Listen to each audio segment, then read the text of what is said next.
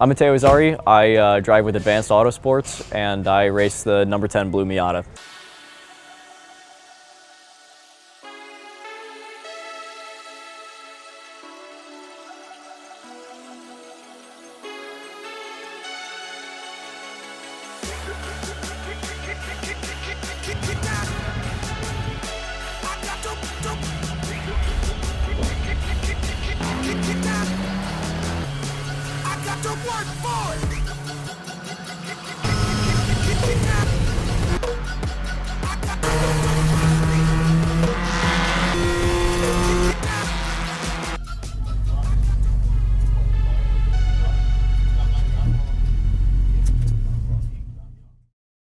I've been driving race cars since October of 2021, actually racing since May of 22, so just coming up on a year. I've been interested in cars and racing my whole life. You know, when I was a kid, I always said I want to be a race car driver. I want to be Michael Schumacher, yada, yada, yada, that sort of stuff. And I had no idea it was attainable. Then I found out it was, so I went for it. I'm still not really big on watching racing because every time I watch someone drive, I just go, I want to be in that car. I can't sit here and watch this knowing I'm not in that car. When I was a kid, I watched a bunch of like racing or racing-esque movies, like the original Le Mans movie, Cars, Pixar, of course. Top Gear was my favorite show as a kid, and all of that just made me go, I want to do this for the rest of my life. Nothing looks more fun than this. Yeah, actually, I've got a playlist full of songs that hype me up, so I listen to those. Probably the most common song would be Danger Zone, the one from Top Gun. I talk to myself a lot in the car, pre-race, just sitting there in the grid,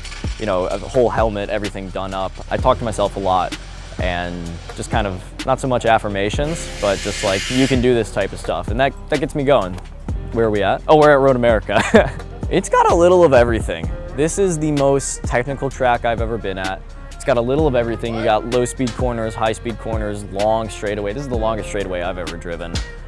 What is it, like 3/4 of a mile or something? I mean, this is the first track I've ever been to where I get to put that car into fifth. I get to actually redline fourth, hit brake like 105. I mean, and the kink scares the shit out of me. Every time I'm there, you know, right before you turn into it, what I do is I upshift to fifth and then I turn in full throttle. And it's scary because I know 1 inch off of where I'm at and I am in that wall, but there's something about the speed. You look at the speedo and it says 115 and it keeps climbing. You feel I've got my visor down. There's literally none of my skin exposed to open air, but you can feel the wind beating on you and it feels so good.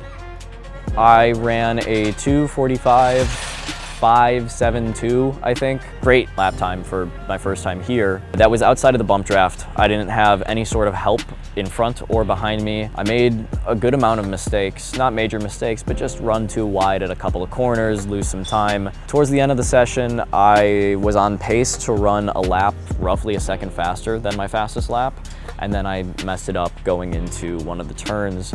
So my takeaway from qualifying 1 was I did a pretty good job, but I know I can go faster, and it bugged me. You know, when you know you can go faster than you actually win. But, overall, not bad. I qualified 36th out of 57 drivers, so I'll take that. I don't know if it's visible or not, but during those minutes leading up to hopping in and going to grid, I'm kind of in my own little world. I don't know, I'm just reviewing what I have to do, what I know I can do, just mentally prepping myself for these races, because especially here, they're crazy. There's so much going on, especially when you're starting. Today I started 36th, so you know, you really have to stay calm, cool, collected, however that saying goes, I don't really know. I don't know what else is going through my head. I kind of don't want to talk to anyone during that time. I kind of purposely put on a face that looks like I'm angry as hell just so no one comes up to me because, I don't know, I'm worried it's going to ruin the mindset or something. The first lap, when we were coming around on the main straightaway here, we were supposed to go green flag, and they didn't throw the green flag because because the guys in the front of the pack were trying to jump the start, or maybe they weren't intentionally doing it, whatever. They were going too fast, so they didn't throw the green flag. Some cars at the back thought that we had gone green flag when we hadn't. One of them hit the guy behind me, and the guy behind me hit me pretty hard. It hurt a little bit, just in the moment from the shock, but looking back at the data, it was a negative 1.25 G impact.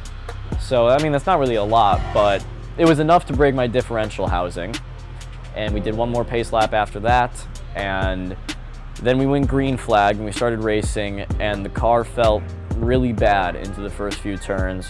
Felt fine in 1 because we weren't going fast enough for me to tell. 3, it felt weird.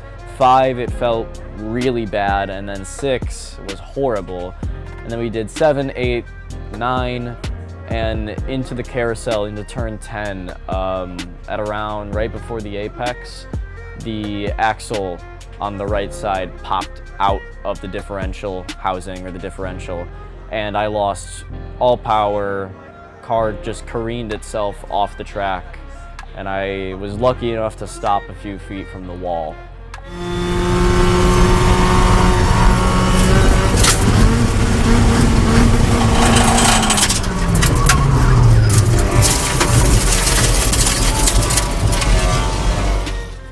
And then I sat in the car for the next 20 minutes and just watched cars fly by while I waited to be towed back. And that was the race. Takeaways from today. I don't really have any. I didn't really get a lap, you know? I got 10 corners, and during those 10 quarters, the only thing going through my brain was, don't let the dude behind you hit you again.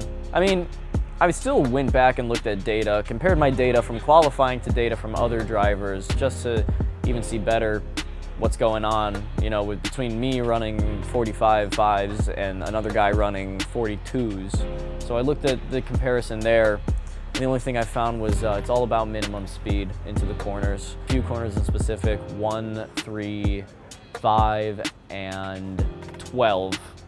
Oh, and 14 also. The takeaway there was just, I gotta be braking less.